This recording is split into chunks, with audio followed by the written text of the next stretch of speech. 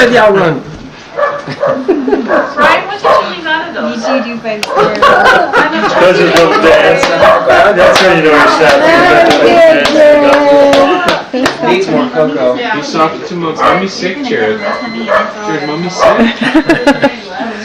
Says, okay, I'll come over here and sit on Grandpa. No, there is no more bread left. Yes, 2 Grandpas.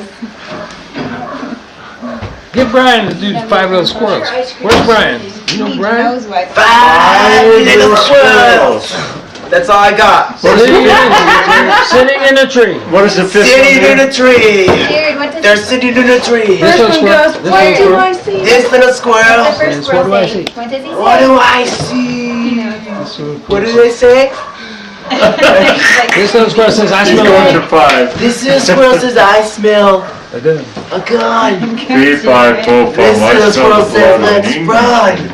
run. This little squirrel says, Let's hide in the shade. What did he say, Jared? in the shade. He This little does squirrel not buy Brian. Says, I'm not afraid. I'm not afraid. Come back. Bang went through that way, all right. Aware of that. My cousin I don't know, I don't ran think into it's some not other bad. Arnett's when he was doing some research for his law firm back in If I can get where our him to, genealogy ends on the Arnett line back in North Carolina. And so he found this family that They're different, we think our 2 families are tied together, but we can't prove it. So one of them gave DNA, and my cousin gave DNA, and we've now proven that they're related. The Sorensen Institute through here. I don't know where Wayne had it done. They do a mouthwash. My cousin I did a Wayne story is on who's that. a lawyer who does this stuff, he did. But So they had to take the 2 of inside. those from that other family, where the DNA came Like, from, hey, we've got to take the little are bit. ministers. And they live in Seattle, and they follow the you mariners, answered and the they were down. No. Oh, so watch the spring training. And Wayne, while we were gone off on our honeymoon, You got me. I'm having a party at my house tonight with my Arnett cousins in Seattle. Okay. And he said, they're here for the mariners. I didn't get to go. I felt bad. My kid was DJing with heart time. On what? Sick kids. Well, since last October, more or less, off and on, and I had some difficulties here and there, so he just kept, waiting to see if things would smooth out a little bit with my kids, type thing, which they didn't. So finally, Come here, buddy. last Monday, spring break started for him that 3 weekend. weeks ago tomorrow. Yeah.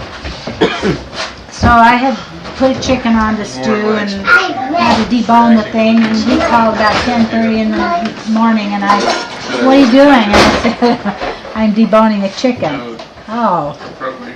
okay, well, when can you get down here? He says, I need to talk to you. Do you know I said, well, I got to debone the chicken, I got to take a shower, and then driving from my place to his takes about 20 minutes, so I said, all in all, maybe 12:30, about 12 he called and said, well, when are you coming? And I said, well, I'm getting there, and I actually I'm getting ready to leave, and I said, and the way he'd asked me before if you could come down, it wasn't real happy sound, it was kind of serious. He was serious, and I said, Rex, is this something bad? Because I'd had enough bad things happen. I said, if it is, I'm not coming. He said, no, he says, I don't think it's bad. I don't think you will, but I don't know, So, okay, I'll come. So I got down there about, what was it? On my A little after 1.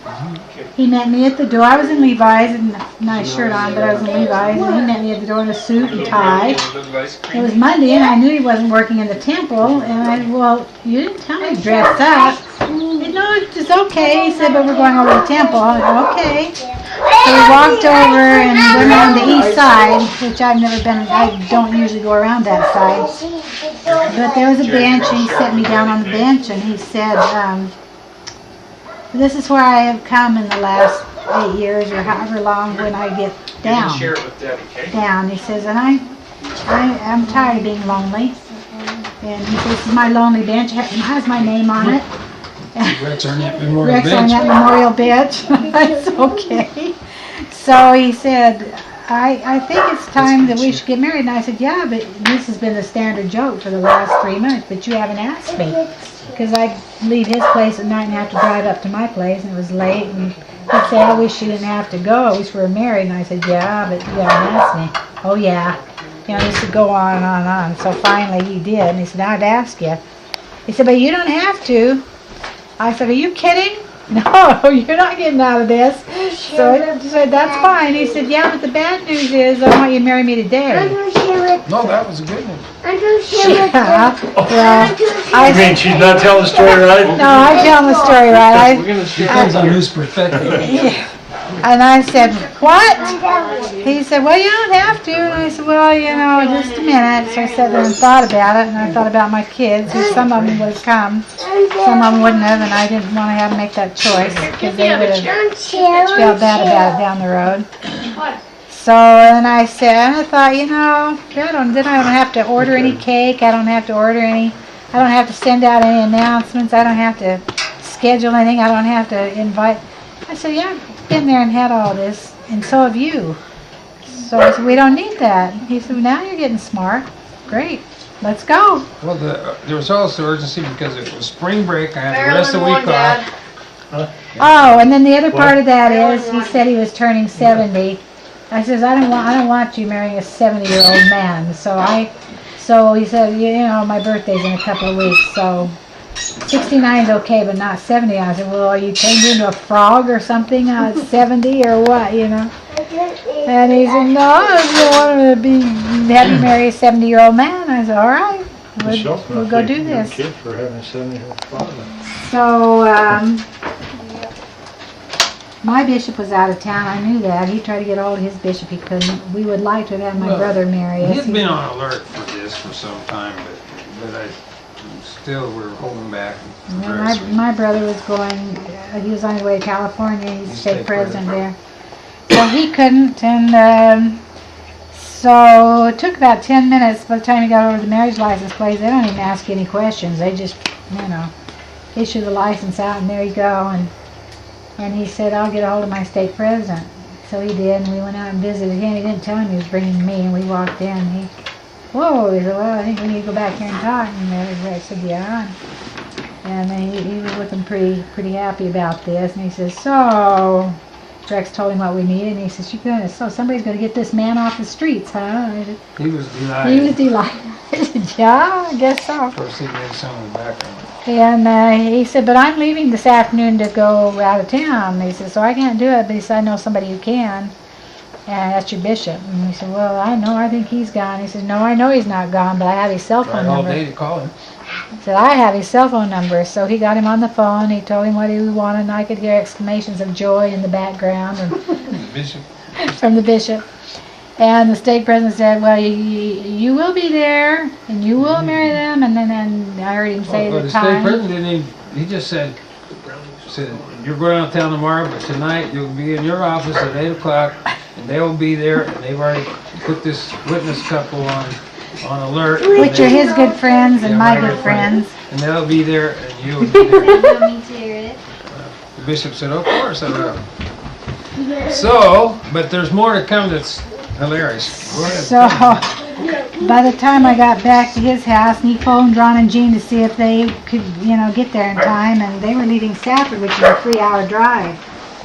They had time, they made it. They had time. They got down there at 7:30, but I went back up to my house, and I thought, oh man, I have 2 hours. But I really wanted to do that chicken soup, because I deboned the chicken. And I wanted to leave some for my daughter and son-in-law, who were at that time staying there in my home. And so I said, Heather, come help me put this soup together. So she started chopping up veggies, and I got the soup going, went back, and I told her we were going out. I was going to go with him out of town to visit his friends in Albuquerque. I didn't tell him that I was getting married. Sort of lied. She wouldn't have come anyway, so. Yeah, but anyway, so got packed and got back down the kitchen, and the pantry, the shelves are high, so there's a ladder in there. I got on the ladder to get a couple of quart jars to put the soup in, and I heard the phone ring, and I knew it was him. The context of this was that it was approaching 8 o'clock, and I wondered if she changed her mind, and I knew that No, it was. witnesses It was were there, a little and after 7. well, Well, that's approaching 8. It was with the approaching. 20-minute drive from your place. It was. Yeah, it was getting nervous time, so. Anyway, I thought I was on the bottom step of the ladder. I was not, and I literally flipped side of my face, head, hit the cupboard door, hit the garbage can with my face, and hit the floor, and hit the ribs, and whiplash, and whatever else went on. And I laid there for a minute, and Heather came running in because it made a terrible crash, and she said, "Mom, what on earth?" And I said, "Heather, is there any blood?" And she said, "No, no blood, but you're going to have a huge black eye." And well, whatever. You know, got the suit, left, got down to his place, and got there about 7:35, changed into my clothes. By this time, the eye was swelling, but it wasn't black and blue, and I really seriously don't know how I drove down there, but I thought, well, I can do this. I can do this. And I got down there, and Ron and Jean were 1 there. minute to 8. We walked in. We got in the bishop's office. He was really cute. There were no negatives in that office. There were just the 5 of us, and it was very lovely to me. The bishop said some very nice things, and we left there and went over to. He gave me this bracelet. He thought he had a necklace, but I'm glad he didn't. And it's a CTR bracelet, and he said this means choose the Rex. Okay. Correct. You CTR. might need to get a little more creative with that. If you're gonna hang on to Better, it. but I mean, spontaneous maybe, but long-term All in one day. well, all things considered, it wasn't bad. What are you gonna go do outside right now? Jared. What?